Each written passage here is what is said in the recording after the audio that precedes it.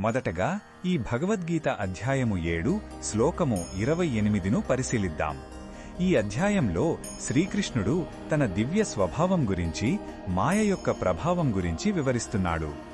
చాలామంది ద్వంద్వాల మోహంలో చిక్కుకొని తనను ఎందుకు గుర్తించలేరో చెప్పిన తరువాత ఎవరు తనను స్థిరంగా ఆరాధించగలరో ఈ శ్లోకంలో స్పష్టం చేస్తున్నాడు. మొదటగా ఈ పవిత్ర శ్లోకాన్ని భక్తితో విందాం. येषां त्वन्तगतं पापं जनानां पुण्यकर्मणां ते द्वन्द्वमोहनिर्मुक्ता भजन्ते मां दृढव्रताः. ఈ శ్లోకం అర్థమేమిటంటే, ఎవరైతే తమ జీవితంలో పుణ్యకార్యాలు చేస్తూ ఉంటారో వారి పాపాలు క్రమంగా నశించిపోతాయి.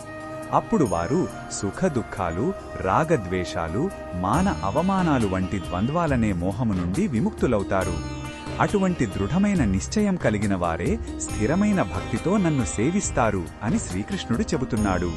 మన మనస్సు ఈ జంటల మధ్య ఊగిసలాడుతున్నంత కాలం మన భక్తి స్థిరంగా ఉండదు. పుణ్యకర్మల ద్వారా మనస్సును శుద్ధి చేసుకున్నప్పుడే ఈ మోహం తొలగిపోతుంది. ఈ శ్లోకంలో ఉన్న భావం మనకు ఏమి చెబుతోందంటే, భగవంతునిపై స్థిరమైన భక్తి అనేది ఒక స్పష్టమైన మార్గం ద్వారానే సాధ్యమవుతుంది. అది ఆకస్మికంగా కలిగేది కాదు. మంచి పనులు చేయడం, పాపపు ఆలోచనలను, చర్యలను వదిలివేయడమనే సాధన ద్వారా మనస్సు నిర్మలమవుతుంది. అప్పుడు కలిగే స్థిరత్వమే నిజమైన భక్తికి పునాది. ఇది మనకొక గొప్ప ఆశను, భరోసాను ఇస్తుంది. స్వచ్ఛమైన జీవితం గడిపితే భగవంతుని సేవించడం సులభమవుతుందని భగవానుడే హామీ ఇస్తున్నాడు. ఈ బోధనను మన దైనందిన జీవితంలో ఎలా ఉపయోగించుకోవచ్చు అంటే, మొదటగా మన పనులలో నిజాయితీని, ధర్మాన్ని పాటించాలి. ఇతరులకు సహాయం చేయడం వంటి చిన్న చిన్న పుణ్యకార్యాలు మనసును శుద్ధి చేస్తాయి. రెండవది, జీవితంలో ఎదురయ్యే కష్టసుఖాలను సమానంగా స్వీకరించడానికి ప్రయత్నించాలి.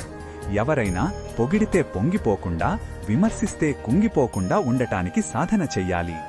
ఈ సమత్వ భావనే మనల్ని ద్వంద్వాల మోహం నుండి బయటపడేసి మన ప్రార్థనలో, మన భక్తిలో ఏకాగ్రతను పెంచుతుంది. మరిన్ని భగవద్గీత శ్లోకాల అర్థాన్ని తెలుసుకోవాలంటే మా తదుపరి వీడియోలను తప్పకుండా చూడండి.